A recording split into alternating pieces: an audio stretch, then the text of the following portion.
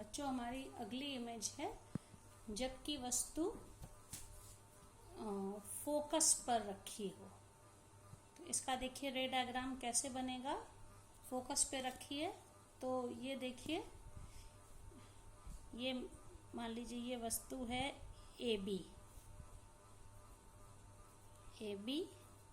और इसके लिए हम दो प्रकाश की किरण लेंगे जो मुख्य अक्ष के समांतर जाएगी, पैरेलल टू प्रिंसिपल एक्सिस। ये इंसिडेंट रे है और ये अपवर्तन के बाद किस पॉइंट से जाएगी, जो मैंने रूल्स बताए थे बच्चों, ये जाएगी फोकस से। It will pass through focus. दूसरी किरण हम ले लेते हैं प्रकाशिक केंद्र से।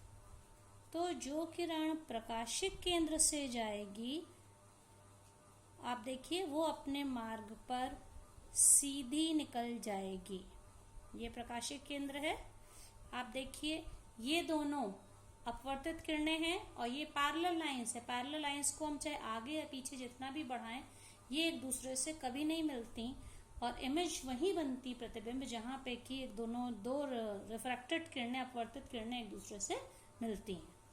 तो इस प्रकार फोकस पे रखी वस्तु का प्रतिबिंब हमें मिलता ही नहीं है, या दूसरे शब्दों में कह सकते हैं प्रतिबिंब इन्फिनिटी यानी कि अनंत पे बनता है। और चाहे जितना इसको देखिए ऐसे बढ़ाते जाएंगे ये और नीचे आता जाएगा। मतलब हम ये कह सकते हैं इन टर्म्स ऑफ फिजिक्स कि बहुत छोटी वस्तु का या जो भी साइज हो बहुत बड़ा प्रतिबिंब बनता है। चूंकि मुख्य अक्ष के नीचे है तो हम कह सकते हैं उल्टा बनता है और वास्तविक बनता है।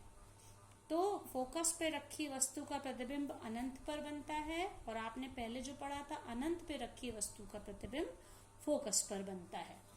ये 5th पोजीशन थी बच्चों। अब नेक्स्ट पोजीशन है, 6th पोजीशन है, जबकि वस्तु प्रकाशिक केंद्र और फोकस के बीच में हो। प्रकाशिक केंद्र और फोकस के बीच में ये वस्तु है।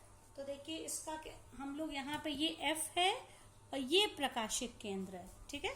तो हम लोग इसके बीच ये वस्तु ले रहे हैं। मान लीजिए ये वस्तु है कोई ए बी। तो इसके लिए भी दो किरणें लेनी होंगी। पहली किरण जो मुख्य अक्ष के समांतर जाएगी वो अपवर्तन के बाद वो कहाँ से जाएगी, वो फोकस से पास होगी। तो देखिए ये फोकस है, ये हमको यहीं तक लेना होता है, मिड पॉइंट तक।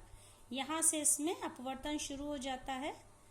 इसके बीच वाली जो लाइन होती है ये देखिए, ये फोकस से होके गई। आप तीर का निशान से देखिए। दूसरी किरण हम लोग कहाँ से ले सकते हैं, सी से, सी या ओ। कुछ बुक्स में बच्चों इसको ओ भी कहा जाता है, सी कहते हैं, ऑप्टिकल सेंटर है, तो हम लोग इसको ओ से बोलते हैं। तो देखिए ओ से जो किरण जाती है वो अपने रास्ते पर सीधी निकलती है। तो ये लौटने वाली ये किरण है। तो प्रतिबिंब तो वहीं बनेगा जहां पे दो अपवर्तित किरणें एक दूसरे से मिले, लेकिन आप यहाँ देख सकते हैं इनको हम जैसे जैसे आगे बढ़ाएंगे इनके बीच की दूरी बढ़ती जाएगी। तो इसके ऑपोजिट साइड, मतलब अगर इस तरफ हम इनको बढ़ाएं तभी ये आपस में मिलेंगी, लेकिन वास्तव में किरणें इस दिशा में जा रही हैं, यहाँ पे ये ऐसे फैल रही हैं। तो यानी हम इनको पीछे बढ़ाने का मतलब हमें ऐसा लगेगा कि ये उस जगह पे मिल रही हैं, तो हम इनको डॉटेड लाइन से बनाएंगे। और डॉटेड लाइन वाले जितने भी ये प्रतिबिंब होते हैं ये हमेशा आभासी प्रतिबिंब होते हैं। आप लोग इस चीज को पढ़ चुके हैं बच्चों पहले से ही। दर्पण के केस में अवतल दर्पण की जो पोजीशन थी लास्ट वाली, ये देखिए, तो हमें ऐसा लगेगा कि ये किरणें वहां पे मिल, जबकि वास्तव में ऐसे जा रही हैं। लेकिन इस तरह से ये किरणें देखिए, ये आपस में हमें लगेगा इस तरह मिल रही हैं। और यही एक पोजीशन है जिसमें हमें उत्तल लेंस से आभासी प्रतिबिंब मिलता है। और इसका ये मतलब कि अब कहाँ मिला, बाकी सारे में इमेज अगर वस्तु इधर थी तो प्रतिबिंब इधर मिल रहा था, लेकिन यही एक ऐसी पोजीशन है जबकि अगर फोकस और प्रकाशिक केंद्र के बीच वस्तु थी तो उसी तरफ जिधर लेंस है, लेंस की ही तरफ हमें प्रतिबिंब मिला। बड़ा आकार में बड़ा है, सीधा है। अभी तक के सारे प्रतिबिंब उल्टे थे और मुख्य अक्ष के नीचे थे, ये सीधा है और आभासी। मैं पहले ही बता चुकी, सीधा और आभासी, एरेक्ट और वर्चुअल ये हमेशा साथ साथ आते हैं। उल्टा और वास्तविक, रियल एंड इन्वर्टेड, वो एक साथ होते हैं। तो ये ए बी वस्तु का प्रतिबिंब ए डैश बी डैश बनेगा। ठीक है, तो इस प्रकार आपने देखा 6 पोजीशंस अलग अलग थी और प्रतिबिंब सब में अलग अलग जगह पे बना। सब जगह वास्तविक प्रतिबिंब बने, सिर्फ यहाँ पे आभासी बना। अब हम लोग लेंगे अवतल लेंस। ये मैं पहले ही बता चुकी हूँ बच्चों, अवतल लेंस का अपसरित होता है, अर्थात ये किरणों को प्रकाश की फैलाता है, जबकि उत्तल लेंस जो होता है, कॉन्वेक्स मिरर होता है, वो कन्वर्जिंग होता है, ये प्रकाश की किरणों को सिकोड़ता है। तो यहाँ पर भी हम दो ही अवतल लेंस की हम 2 पोजीशन लेंगे। पहली, जब वस्तु अनंत पे है, अनंत पे है मतलब कि वो बहुत दूर से आ रही किरणें। देखिए ये प्रकाशिक केंद्र है, ये मैं बता चुकी हूँ, इसका प्रथम फोकस राइट साइड होता है, द्वितीय F1 F2, ये 2F2 और ये 2F1। तब इसमें हम कोई भी किरण लेंगे जो मुख्य अक्ष के, जो अनंत से आएंगी, वो मुख्य अक्ष के समांतर ही होंगी। बहुत अधिक दूरी तय करके आती हैं ऐसी प्रकाश की किरणें, तो हम ये मान सकते हैं ये सबकी सब मुख्य अक्ष के समांतर होंगी। और ये परिभाषा में भी फोकस की बता चुके हैं। अवतल लेंस में यहीं तक बस जाएंगी। जो किरणें मुख्य अक्ष के समांतर होती हैं वो फोकस से आती हुई प्रतीत होती हैं। ये देखिए, इनको हमें डॉटेड लाइन से दिखाना। इसी तरह से ये वाली जो किरण है ये गई है, ये भी हमें लगेगा कि ये फोकस से, ये जो प्रकाश की किरणें हैं ये फोकस की ओर से आ रही हैं। तो आप देखिए इनमें गई तो सीधा, लेकिन अपवर्तन के बाद ये फैल गई। हमें ऐसा लगेगा कि ये किरणें कहाँ से आ रही हैं, फोकस से आ रही हैं। तो एक ये हो गया, जब अनंत पे रखी वस्तु का, बहुत दूर रखी वस्तु का फोकस पर आभासी प्रतिबिंब मिलता है। दूसरी पोजीशन है जब वस्तु अनंत और प्रकाशित केंद्र के बीच में कहीं पर भी रखी हुई है। ठीक है, तो हम इसको कहीं पर भी ले सकते हैं। मान लीजिए मैंने ये वस्तु जो है यहाँ कहीं पे, हम बस हमें इसको इनके बीच में कहीं रखें, हमें एक ही जैसी इमेज हमेशा मिलेगी। तो जैसे मान लीजिए मैंने ये लिए वस्तु, ठीक है, ये ए बी वस्तु है। तो अब एक किरण है जो यहाँ पे मुख्य अक्ष के समांतर जाएगी।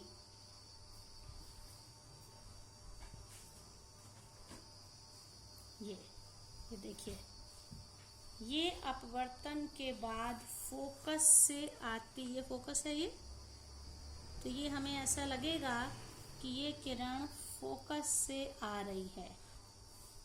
और यहाँ पे हमें इसको डॉटेड लाइन से दिखाना पड़ेगा, क्योंकि वास्तव में किरण ऐसे गई और ऐसे मुड़ गई, ये इसका रूट है, लेकिन हमें क्या लगेगा कि ये इस पॉइंट से आ रही है। दूसरी किरण हम इसमें फोकस से ले सकते हैं बच्चों। तो जो किरण फोकस से होके जाएगी, ये इस तरह से लें, फोकस से लेने में ये थोड़ा सा लेंस छोटा पड़ेगा, तो हम इसको ओ से गुजार देते हैं, ऑप्टिकल सेंटर से। ठीक है, और ऑप्टिकल सेंटर से जो प्रकाश की किरण जाती है वो कोई भी लेंस हो, वो अपने मार्ग पे सीधी निकलती है, उसमें कोई अपवर्तन या डेविएशन नहीं होता है। तो आप देखिए, ये दोनों रिफ्रैक्टेड मतलब कि अपवर्तित किरणें हैं, और वो दोनों की दोनों इधर तो नहीं मिल रही हैं, लेकिन इस तरफ मिल रही हैं, यहाँ पे मिल रही हैं। तो जहाँ पे दोनों किरणें मिलेंगी, प्रतिबिंब वहीं पे बनेगा। आप देखिए, ये वस्तु का आभासी प्रतिबिंब बना। तो ये ए बी वस्तु है जिसका प्रतिबिंब ए डैश बी डैश हमको मिला। इस प्रकार ये प्रतिबिंब कैसा होगा, इसकी क्या क्या प्रॉपर्टीज होंगी इमेज की।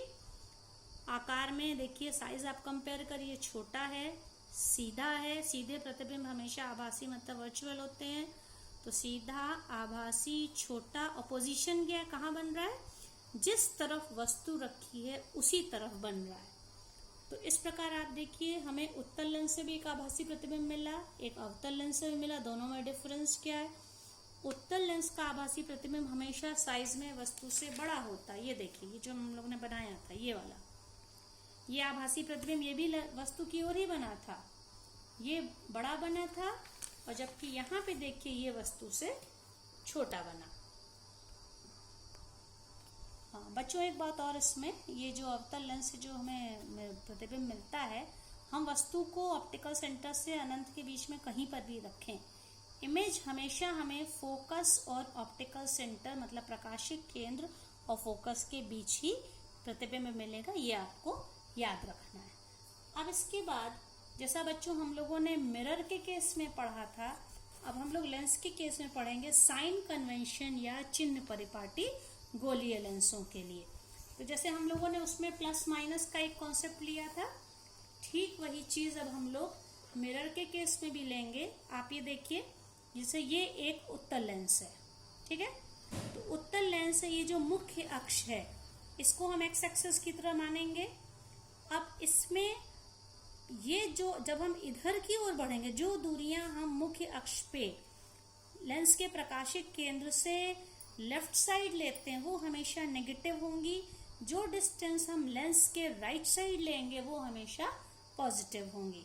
जैसे मान लीजिए मैंने यहाँ पे वस्तु रखी है और ये 6 सेंटीमीटर की दूरी पर, तो दूरी तो हम यहाँ से नाप रहे हैं लेंस से, तो लेंस से ये 6 सेंटीमीटर दूर है, तो ये वैल्यू हमें, इसको हम सिंबल यू यूज करते हैं, मिरर में बता चुके स्मॉल यू का सिंबल होता है, तो ये -6 होगा।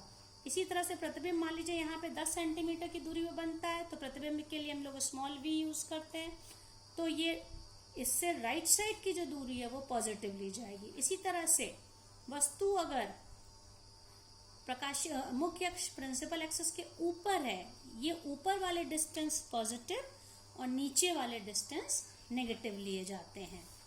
और लेंस पे प्रकाश की किरणें हमेशा हम लोग, ये हमारा चिन्ह परिपाटी या कन्वेंशन, ऐसा हम लोग मान के चलते हैं कि जब भी हमने जितने प्रतिबिंब बनाए, प्रकाश की किरणों को हमेशा हम लोग बाईं ओर डालते हैं, लेफ्ट साइड ही हम लोग प्रकाश की किरणें लेते हैं, और इनका रूट क्या होता है, बाएं से दाएं। और सारे डिस्टेंस हमेशा प्रकाशिक केंद्र से मुख्य अक्ष के साथ नापते हैं हम लोग। आपतित किरण की दिशा में नापी गई दूरियां धनात्मक ली जाती है। मतलब आपतित किरण कौन सी है, आपतित किरण कैसे चलती है, ये जैसे कि मैंने इसमें दिखाया है, जैसे ये आपका देखिए, ये आपतित किरण है, कोई भी जो भी डायग्राम हम लोग लेते हैं, ये आपतित किरण है। आपतित किरण किधर जा रही है, लेफ्ट से राइट जा रही है, तो इसको हम लोग इस डायरेक्शन को हमेशा पॉजिटिव मानते हैं, क्योंकि हमने वस्तु को लेफ्ट साइड लिया है और मिरर हम लेंस हमारा राइट साइड है। इसी तरह से आपतित किरण की जो विपरीत दिशा होती है, मतलब ये जो डायरेक्शन है ये आपतित किरणों का विपरीत है, इसलिए ये नेगेटिव। इसीलिए हम लोग जब ऑब्जेक्ट की वस्तु से दूरी, डिस्टेंस ले रहे हैं, लेंस से वस्तु की दूरी, तो हम लोग ऐसे नाप रहे हैं कि यहाँ से मान लीजिए ये 3 सेंटीमीटर दूर है, तो इसको हम लोग -3 लेंगे। और मैंने बताया था किसी वस्तु की लेंस से दूरी स्मॉल यू, प्रतिबिंब की वस्तु से दूरी v, स्मॉल v होती है। और इस हिसाब से उत्तल लेंस की फोकस दूरी हमेशा धनात्मक पॉजिटिव, और अवतल लेंस की फोकस दूरी हमेशा नेगेटिव होती है। फिर जैसे मैंने आपको मिरर फॉर्मूला बच्चों बताया था, याद होगा, इसी तरह से लेंस फॉर्मूला है जिसका कि डेरिवेशन यानी कि जो प्रूविंग हम लोग के कोर्स में नहीं है, तो वो है 1/f = 1/v - 1/u। आपको मिरर वाला फॉर्मूला याद है बच्चों, मिरर में हम लोग क्या लिखते थे, 1/f = 1/v + 1/u। जबकि लेंस में क्या है, चाहे वो अवतल हो या उत्तल हो, 1/f = 1/v - 1/u, ये हम लोग न्यूमेरिकल में यूज करेंगे। फिर इसके बाद था मैग्निफिकेशन यानी कि आवर्धन। लेंस के द्वारा बने किसी प्रतिबिंब की ऊंचाई और वस्तु की ऊंचाई के अनुपात को प्रतिबिंब का आवर्धन या मैग्निफिकेशन या रेखीय आवर्धन कहते हैं। और इसमें इसको हम किससे डिनोट करते हैं, स्मॉल m से। तो अगर प्रतिबिंब की ऊंचाई, हाइट ऑफ द इमेज को capital I, height of the object वस्तु की ऊंचाई को कैपिटल O बोलते हैं, तो इस हिसाब से रेखीय आवर्धन स्मॉल m = प्रतिबिंब की ऊंचाई अपॉन वस्तु की ऊंचाई, या m = I/O। अब इसमें एक और रिलेशन है जो कि हम लोगों ने याद करिए, मिरर में भी मैंने बताया था, m = I/O। यहाँ पे लेंस में होता है v/u। v क्या था, लेंस से प्रतिबिंब की दूरी, u क्या था, लेंस से वस्तु की दूरी। तो बच्चों याद रखना, लेंस के लिए m = v/u, और मिरर में मैंने क्या बताया था आपको, m = -v/u। तो ये दोनों में डिफरेंस है। ये मिरर फॉर्मूला था, इसमें प्लस साइन होता है, और ये लेंस फॉर्मूला है जिसमें माइनस साइन होता है। ये आवर्धन है लेंस के लिए और ये आवर्धन है मिरर के लिए। एक चीज बच्चों लास्ट टॉपिक और बचा है, ये है लेंस की क्षमता यानी कि power of the lens. Power of the lens क्या होता है? जब हम उत्तल, क्योंकि उत्तल हो या अवतल लेंस, ये प्रकाश की किरणों को मोड़ता है मुख्य अक्ष से, ये रास्ता उनका रूट चेंज करता है, चाहे वो मुख्य अक्ष की ओर मोड़े या मुख्य अक्ष से दूर ले जाए। तो कोई भी लेंस प्रकाश की किरणों को जितना अधिक मोड़ता है वो उसकी क्षमता या पावर कह, मोड़ने को हम क्षमता कहते हैं। जितना अधिक वो प्रकाश की किरणों को मोड़ेगा उसकी क्षमता या पावर उतनी ही अधिक होगी। तो जो लेंस जितनी ज्यादा फोकस दूरी के होते हैं वो उतना ही प्रकाश की किरणों को कम मोड़ेंगे, अर्थात ज्यादा फोकस दूरी वाली लेंस की क्षमता कम होगी और कम फोकस दूरी वाले लेंस की क्षमता अधिक होगी।